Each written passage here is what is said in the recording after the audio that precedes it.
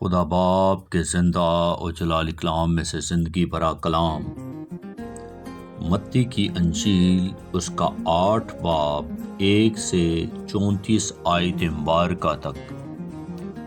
جب وہ اس پہاڑ سے اترا تو بہت سی بھیڑ اس کے پیچھے ہو لی، اور دیکھو ایک کوڑی نے پاس آ کر اسے سجدہ کیا اور کہا، اے خداوند، اگر تو چاہے تو مجھے پاک صاف کر سکتا ہے۔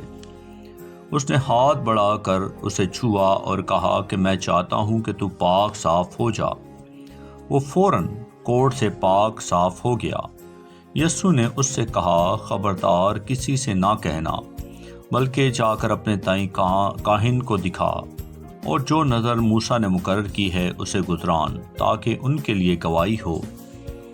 اور جب وہ کفرنہوم میں داخل ہوا تو ایک صوبیدار اس کے پاس آیا اور اس کی منت کر کے کہا، اے خداوند، میرا خادم فالج کا مارا گھر میں پڑا ہے اور نہایت تکلیف میں ہے۔ اس نے اس سے کہا، میں آ کر اس کو شفا دوں گا۔ صوبیدار نے جواب میں کہا، اے خداوند، میں اس لائق نہیں کہ تو میری چھت کے نیچے آئے، بلکہ صرف زبان سے کہہ ہی دے تو میرا خادم شفا پا جائے گا، کیونکہ میں بھی دوسرے کے اختیار میں ہوں اور سپاہی میرے ماتحت ہے۔ اور جب ایک سے کہتا ہوں جا تو وہ جاتا ہے، اور دوسرے سے کہ آ تو وہ آتا ہے، اور اپنے نوکر سے کہ یہ کر تو وہ کرتا ہے۔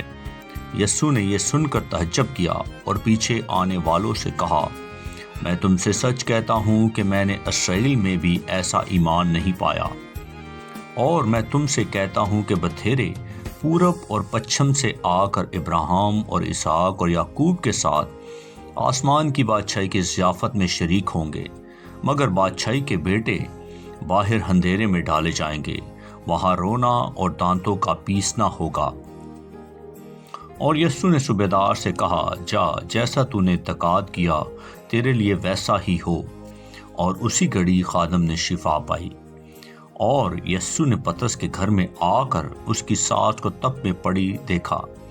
اس نے اس کا ہاتھ چھوا اور تپ اس پر سے اتر گئی، اور وہ اٹھ کھڑی ہوئی اور اس کی خدمت کرنے لگی۔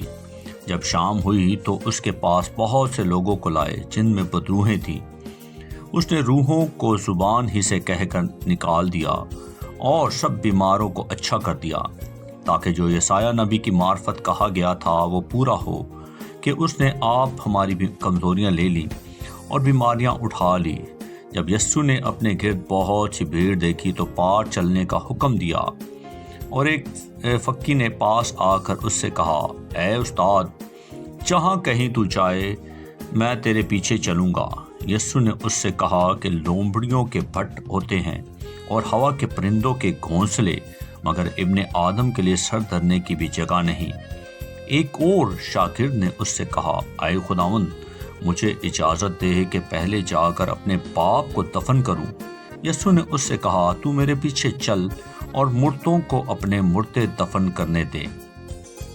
جب وہ کشتی پر چڑھا تو اس کے شاگرد اس کے ساتھ ہو لیے، اور دیکھو جھیل میں ایسا بڑا طوفان آیا کہ کشتی لہروں میں چھپ گئی، مگر وہ سوتا تھا۔ انہوں نے پاس آ کر اسے جگایا اور کہا، اے خداوند، ہمیں بچا، ہم ہلاک ہوئے جاتے ہیں۔ اس نے ان سے کہا، اے کم اعتقادو، ڈرتے کیوں ہو؟ تب اس نے اٹھ کر ہوا اور پانی کو ڈانٹا اور بڑا امن ہو گیا، اور لوگ تعجب کر کے کہنے لگے، یہ کس طرح کا آدمی ہے کہ ہوا اور پانی بھی اس کا حکم مانتے ہیں۔ جب وہ اس پار گرزینیوں کے ملک میں پہنچا تو 2 آدمی جن میں بدروحیں تھیں قبروں سے نکل کر اس سے ملے۔ وہ ایسے تند مزاج تھے کہ کوئی اس راستے سے گزر نہیں سکتا تھا۔ اور دیکھو، انہوں نے چلا کر کہا، اے خدا کے بیٹے، ہمیں تجھ سے کیا کام؟ کیا تو اس لیے یہاں آیا ہے کہ وقت سے پہلے ہمیں عذاب میں ڈالے؟ ان سے کچھ دور بہت سے سوروں کا غول چر رہا تھا۔ بس بدروؤں نے اس کی منت کر کے کہا کہ اگر تو ہم کو نکالتا ہے تو ہمیں سوروں کے غول میں بھیج دے۔ اس نے ان سے کہا، جاؤ۔ وہ نکل کر سوروں کے غول اندر چلی گئی، اور دیکھو سارا غول کراڑ پر سے جھپٹ کر جھیل میں جا پڑا اور پانی میں ڈوب مرا، اور چرانے والے بھاگے اور شہر میں جا کر سب ماجرا اور ان کا احوال جن میں بدروہیں تھی بیان کیا۔